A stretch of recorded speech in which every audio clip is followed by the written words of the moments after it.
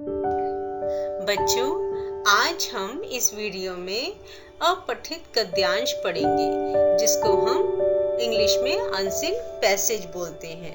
बच्चों, अपठित गद्यांश का अर्थ क्या होता है?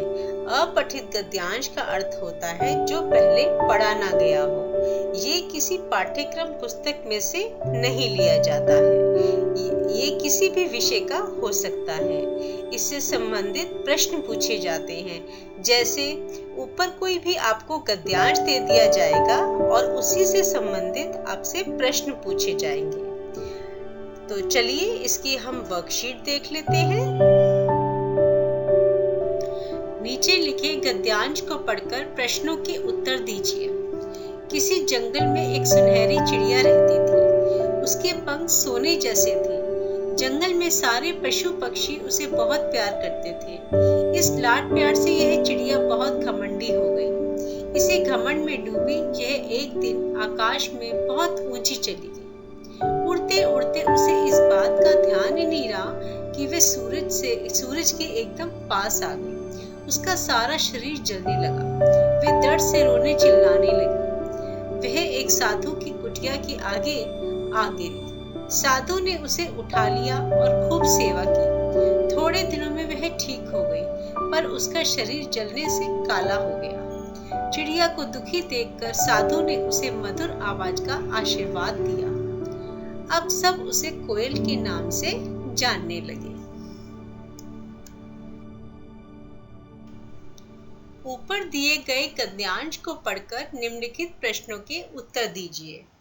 बच्चों, आपको अपनी मर्जी से इसके उत्तर नहीं देने हैं। आपको पहले ध्यान से अपठित गद्यांश को पढ़ना है, फिर उसी गद्यांश में से उत्तर ढूंढकर यहाँ पर लिखने हैं। तो प्रश्न क क्या है? चिड़िया कहाँ रहती थी? चिड़िया कहाँ रहती थी? चिड़िया जंगल में रहती थी। प्रश्न ख, चिड़िया के पंख कैसे थे? चिड़िया के पंख सोने जैसे थे। प्रश्न ग, चिड़िया को किसने उठा लिया? चिड़िया को साधु ने उठा लिया। प्रश्न घ, खाली स्थान भरो। अब सब उसे कोयल के नाम से जानने लगे। आइए बच्चों, अब हम दूसरी वर्कशीट देख लेते हैं।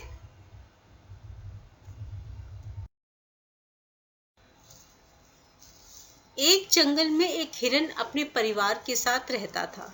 उस हिरन का एक बच्चा भी था। एक दिन हिरन के बच्चे की खरगोश से दौड़ हुई। हिरन का बच्चा खरगोश से आगे निकल गया। उसने जंगल पार कर लिया, खेत पार कर लिए, नदियां पार कर ली, परंतु पहाड़ पार नहीं कर पाया और पहाड़ से टकराकर जोर जोर से रोने लगा। बंदर ने उसे मलहम लगाया और चुप कराने की कोशिश की, पर असफल रहा। भालू आया, उसने भी कोशिश की, पर हिरन का बच्चा चुप नहीं हुआ। फिर हिरन की माँ आई। उसने उसे प्यार किया और कहा, चलो उस पत्थर को मार के आए। हिरन के बच्चे ने उसे रोक लिया और कहा, अगर हम उसे मारेंगे तो वो भी रोने लगेगा। फिर सब हंसने लगे। ऊपर दिए गए गद्यांश को पढ़कर निम्नलिखित प्रश्नों के उत्तर दीजिए। बच्चों, जो हमने अभी गद्यांश पढ़ा है, हमने उसी में से इन क्वेश्चंस के आंसर ढूंढने हैं और यहाँ पर लिखने हैं। तो पहला क्या है? प्रश्न का, हिरन और उसका परिवार कहाँ रहता था? हिरन और उसका परिवार जंगल में रहता था।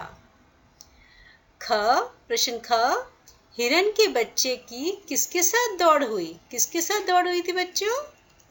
हिरन के बच्चे की खरगोश के साथ दौड़ हुई थी। प्रश्न ग, हिरन के बच्चे ने दौड़ते समय क्या क्या पार किया? हिरन के बच्चे ने दौड़ते समय जंगल, खेत, नदियां पार की।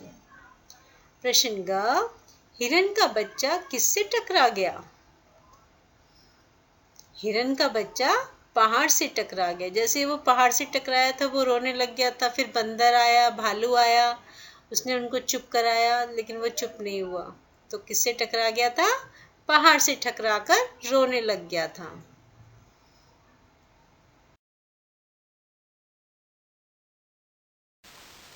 If you like my video, then please like, share and subscribe my channel. Thank you.